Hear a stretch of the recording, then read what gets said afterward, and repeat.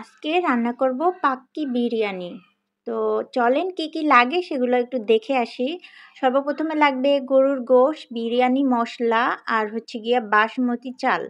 তো সবগুলো আমি নিয়ে নিলাম। তারপর হচ্ছে গিয়ে আলু কেটে নিছি, পেঁয়াজ যা লাগে আরকি সেগুলো। তো আমি আলুগুলোকে একটু মেরিনেট করে রাখলাম ওগুলো ভাজার জন্য। আর এদিকে চালটা আমি ধুয়ে নিবো। তারপর হচ্ছে গিয়ে আলুগুলো আমি সুন্দর করে ভেজে নিবো ডুবো তেলে একবারে সুন্দর করে মানে সিদ্ধ 90% সিদ্ধ হওয়ার মতো এরকম করে ভেজে নিবো। দেন আমি উঠিয়ে নিলাম। আর ওই তেলটার ভিতরেই আমি পেঁয়াজটাকে বেরেস্তা করবো। যেহেতু এখানে মানে অনেকটা পেঁয়াজ তো আমি হচ্ছে গিয়ে অর্ধেকটা হচ্ছে রাখবো আর অর্ধেকটার ভিতরেই আমি হচ্ছে গরুর গোশটা দিব।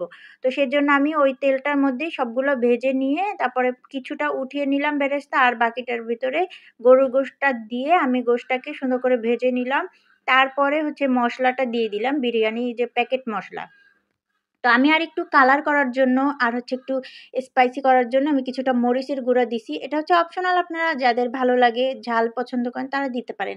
তো আমি ভালো করে গোশটাকে কষিয়ে আ সিদ্ধ করে নিবো আর অল্প করে পানি দিয়ে তারপরে ঢেকে রাখবো। না হলে তো গোশটা সিদ্ধ হবে না।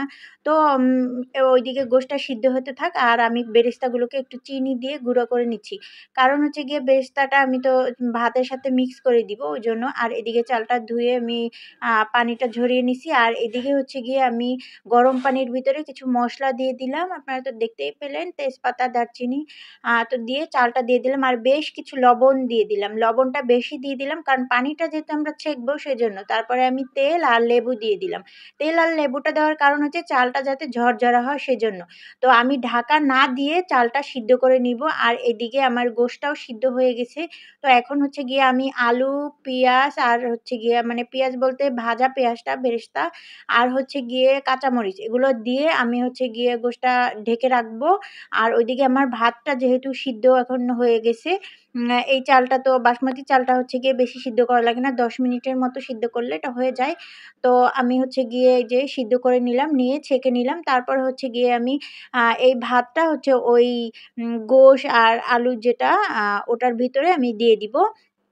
তো আমি হচ্ছে গিয়ে এটা লেয়ার করে দিব। তো এই যে দেখেন আমি ১ম এ একটা লেয়ার দিয়ে নিলাম। তারপরে এটার উপরে হচ্ছে পেঁয়াজ বেরেস্তাটা দিব। তারপরে এটার উপরে আমি আবার ভাতটা দিব। তো এভাবে করে হচ্ছে গিয়ে আমি ২-৩ বার করে দিয়ে দিলাম। আমার কড়াইটা একটু ছোট হয়ে গেছিল। আরেকটু বড় হইলে ভালো হইতো। তো যাই হোক ব্যাপার না। আমি এটার মধ্যেই করে নিলাম। আর শেষে আমি দিয়ে দিলাম ঘি। ঘিটা দিলে কিন্তু খুব সুন্দর একটা ফ্লেভার আসে।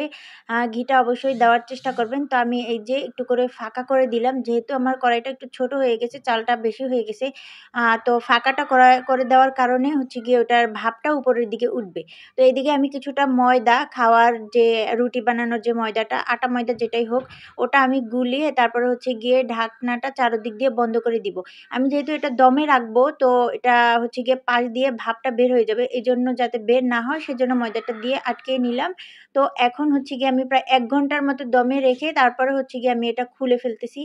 তো এই যে দেখেন আমার ভাত তারপরে হচ্ছে গিয়ে গোশ পুরোটাই মানে হয়ে গেছে, দমে রাখা হয়ে গেছে। তো এখন হচ্ছে গিয়ে উঠানোর পালা। তো আমি কিছুটা বিরিয়ানিটা সরিয়ে নিলাম আর অর্ধেকটা কড়াইয়ের মধ্যে রাখলাম।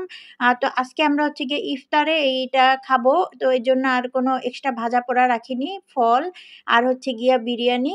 তো এই ছিল আজকের ভিডিওটা। ভালো থাকবেন সবাই। আল্লাহ হাফেজ।